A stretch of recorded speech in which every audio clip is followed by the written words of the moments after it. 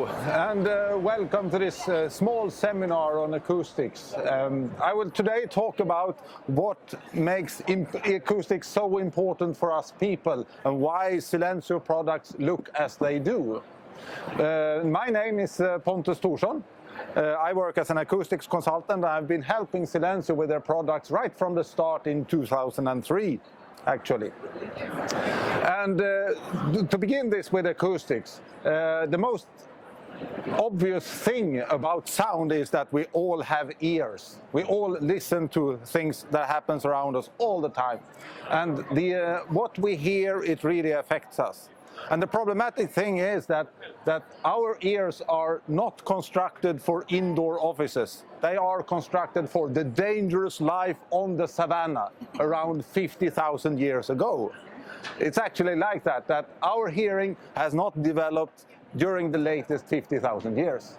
So if somebody comes and say that this is the new thing now, we should organize the work like this, we should have the products like this, you could say that it doesn't suit our ears because our ears are really old. So you could say in the future as well that things will not happen with our hearing. There will be no development for our ears during the coming 20, 100 years or something like that. We can sort of relax in that fact. So we have to go back to this old situation. What was the most important thing? That was survival. And that is where the hearing comes in. It's a part of our warning system. We tend to rely basically or primarily on our eyesight, on our eyes, because they are sharp. We see good colors. We see in stereoscopic, so we know how far away any threat is. The problem with the eyes is that we cannot see what happens behind us. And that's where the ears fill in and sort of make our consciousness aware of that something dangerous is happening there. So we should turn our head and identify it and see how dangerous is it. Our offices today, they are not really that dangerous. But this system is still there, and that is the reason why sound can couple very easily to stress and to blood pressure and to stress, what is it called? Stress hormone in the blood, which is called cortisol. And the hearing can trigger all that actually. And one could ask, what is the most dangerous sound there is in this respect? Do you have any ideas what the most dangerous sound is? Not in level. I mean, if we have something which is 150 decibels, we will be dead more or less. But what is the most dangerous sound in the office? Speech, exactly. And why is that? Phone. No, speech is actually the most dangerous sound. And that is because one of the most important things that we are so successful as a species on Earth is that we are very good in cooperating. And what is the basis of cooperation? That is communication, that we can talk to each other.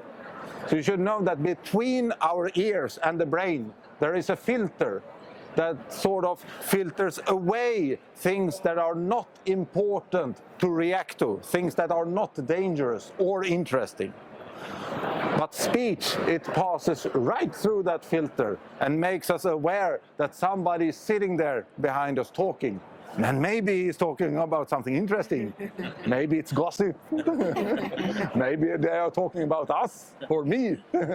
So that speech is passed right through this filter, and it raises a flag in the brain. And hey, something's important here. And we get interrupted in our work. So if we need to do something which requires our attention, focus, concentration, we should not hear speech from anywhere, because then we get interrupted and we have to restart and we have lost time. That's the basic function of it. So if we want to create office environments that are good for people, for this doing concentration work, then we should damp the audibility of speech. That's the main thing. But it is not all office environments or office spaces which are good if they are calm and quiet. Some activities are better with a bit of sound around us. For instance, if we have a brainstorming event, want to have new ideas, new designs and so on, then it's much better in an environment like this, in this fair, where there's a lot of people moving around, chatting, much input from many things. For that work activity, it should not be silent. So and we're also social beings. We need to have this communication and meeting people. That's good for us. We feel good about it. So to conclude this, we need many different environments in our workplace to function optimally. That is an activity-based office, really. So we need these different situations. We need to have rooms for focus, we need to have rooms for social gathering, and we need to have creative spaces, all of it. So how do we make a good activity-based office? Oh, I would like to put in a parenthesis here, that there are very many people who think that activity-based offices are open offices. It is not necessarily so. Activity-based offices, they can include, and they will include, closed rooms. To get real, true focus areas, you need rooms. That's very important. So how do we organize an office so that we can fulfill all of these requirements? The main thing is to identify what activities do we have in the office. From an acoustic point of view, from a sound point of view, which activities are noisy, which activities are require silence to function, and to sort of mark up spaces, especially, for instance, with a color, that here we want peace and quiet, we paint that green. Here we have a lunch area, we paint that red. Here we have a meeting area, maybe we paint that yellow. And the most difficult part is that where we have red and green areas right next to each other, because then we have a noisy area and we have a requirement of silence. And that's a challenge to do that. And if we must have it like this, then we need to have strong acoustic divider in between those. Another idea is to actually move this noisy part away so that it's more far away from this silent area, so to speak. And that's for free. So it doesn't need to be expensive things. But this first step is important to map out what are our challenges.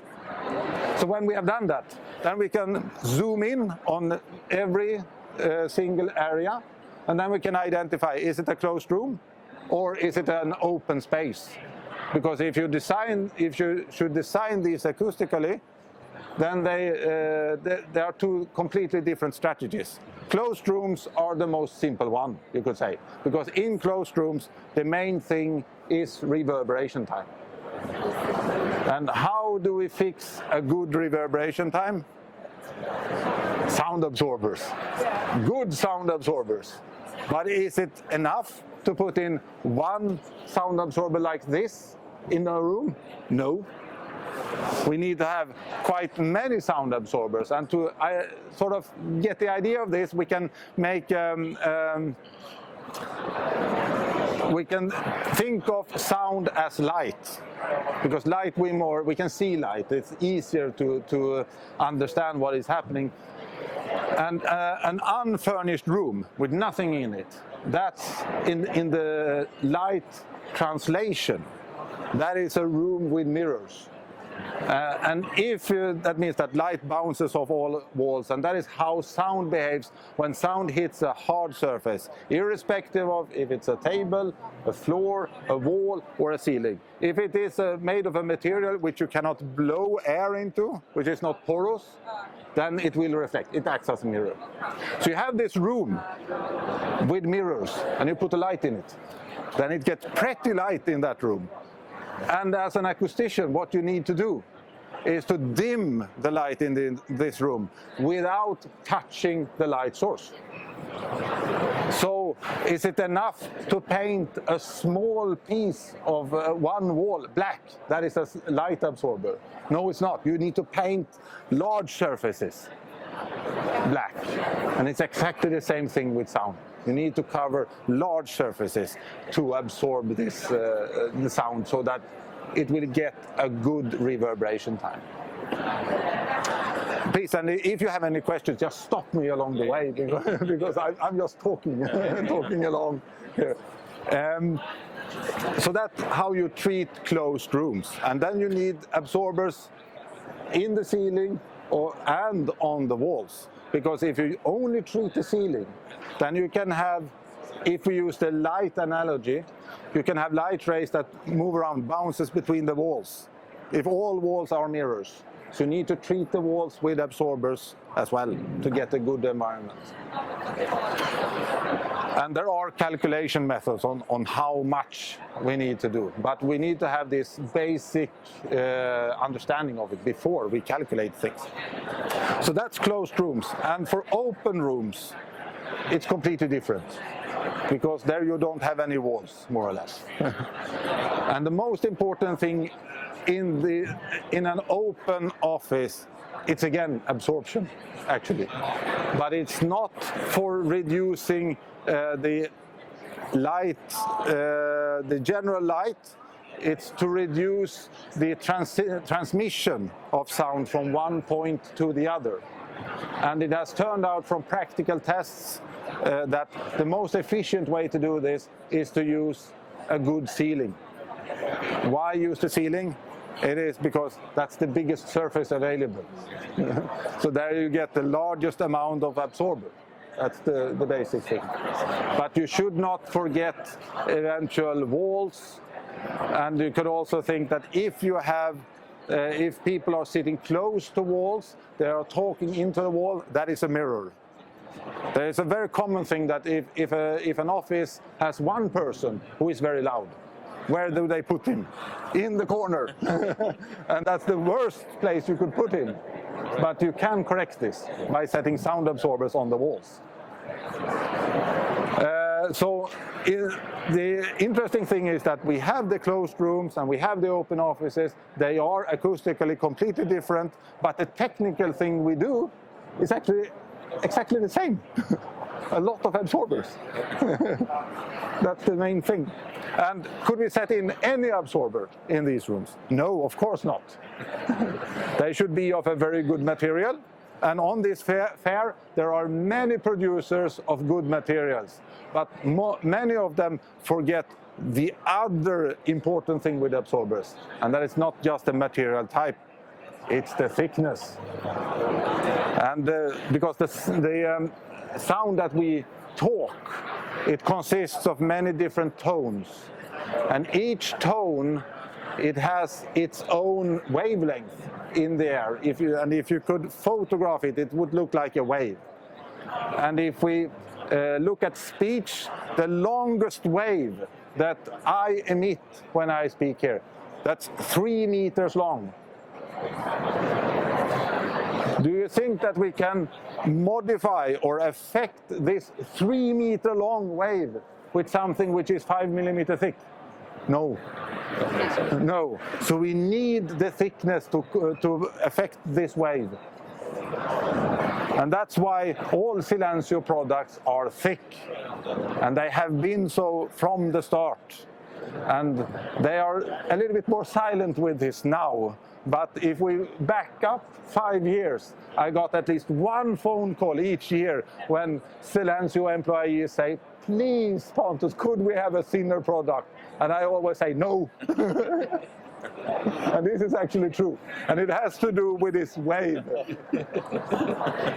So as long as we don't interchange this medium that surrounds us, the air, to helium or something else, then we need to have these thick absorbers.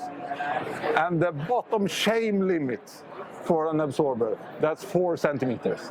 There is no way an absorber can work efficiently for speech and that is less than 4 centimeters thick. It is a fact that we cannot get away from. So there it is, the main things. Hearing is a warning system and it affects us a lot. We need to reduce the speech, that's the main thing. We should not hear people talking if we should work concentrated. And the way to do this is to organize the office in a good way, keep noisy parts away from silent parts, and to use a lot of absorbers. That's the main things.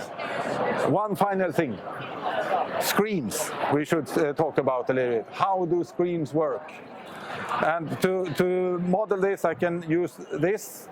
It's very simple. We use again the analogy of light. If you want to have a shadow from something, how do you do it? You block it.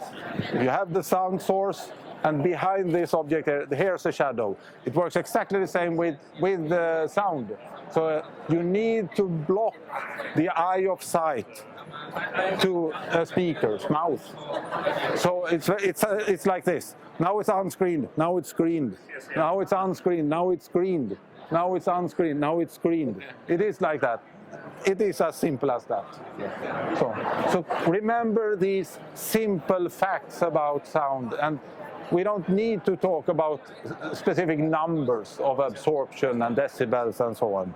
These are the main aspects that we can design an office fully with and get a good result.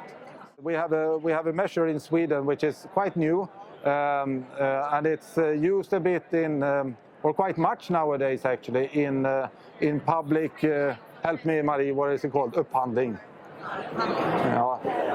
Large purchases. Yeah. As a technical demand in large purchases, and it's called N10. And that is one should not over-interpret that measure. It's just a comparison measure between different products. And the N10 is based on speech, absorption of speech. So it's you could say that it's a number of speech relevant absorption. And the N10, it says how many of a specific product do you need to have to get 10 square meters of speech relevant absorption.